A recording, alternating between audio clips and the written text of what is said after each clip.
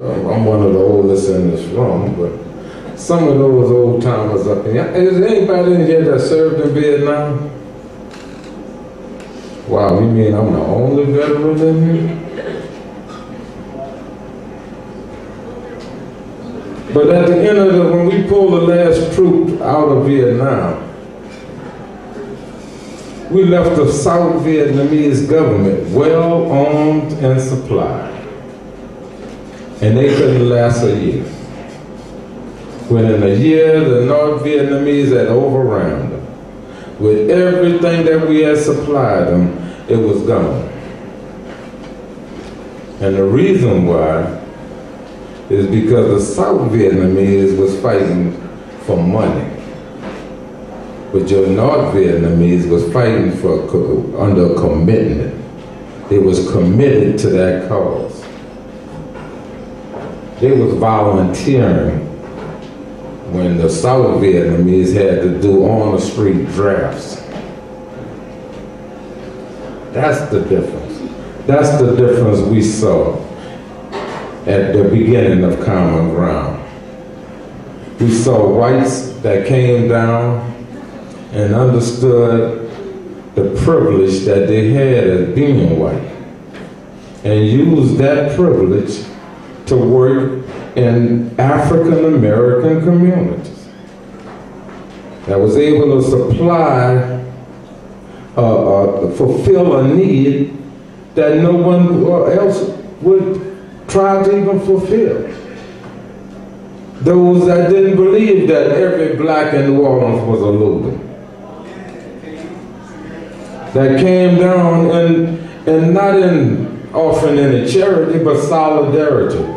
There's a person that been down about 3 or 4 times and worked with us in the community. And he lived in that community. Because we don't allow you to come down and work with us and live somewhere else. Why? Because we wanted to break the myth. We wanted to show the African American community that there are some decent, that every white is not an oppressor. Every white is not an exploiter.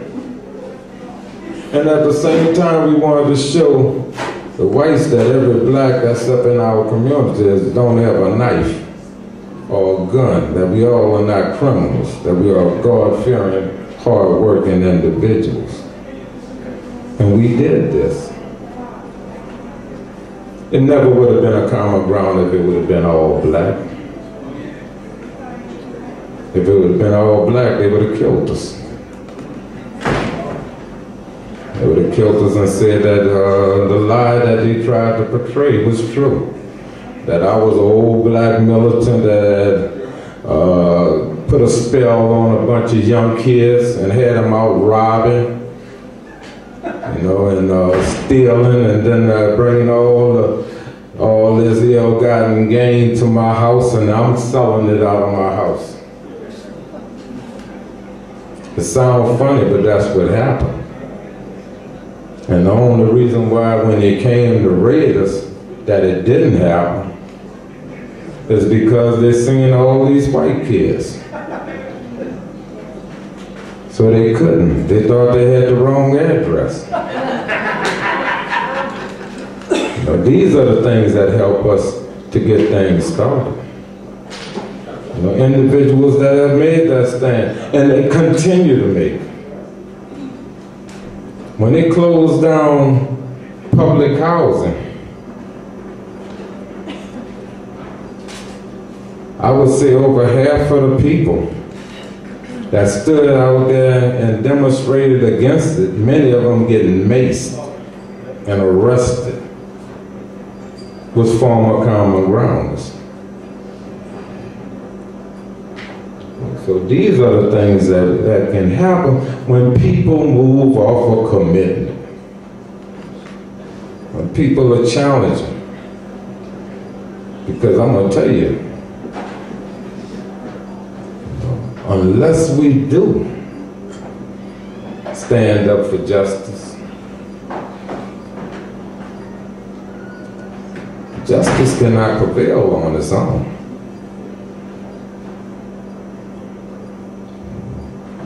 It cannot, and there cannot be peace without justice.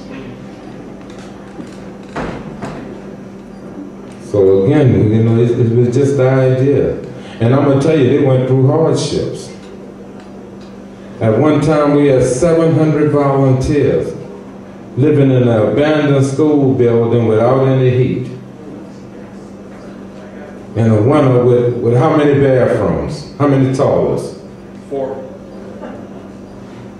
Well, how many showers? About the same number, except in the summer we showered outside.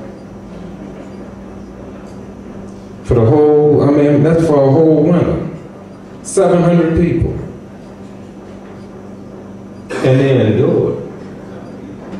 We couldn't even get the city to even give us a portalet.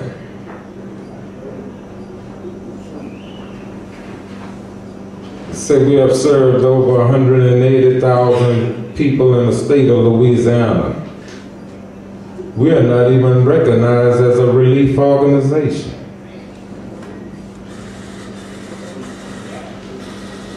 But we persevere. So again, it's that commitment. It was commitment that made those young people live under those harsh conditions. Sometimes I used to go down there to break my heart. I'd leave from there in tears, seeing how they was all piled up in these rooms, but seeing how they had to do without heat, seeing individuals that had to go days before it was their turn to take a shower. But they persevered. Some cried, some left, but the majority stayed there.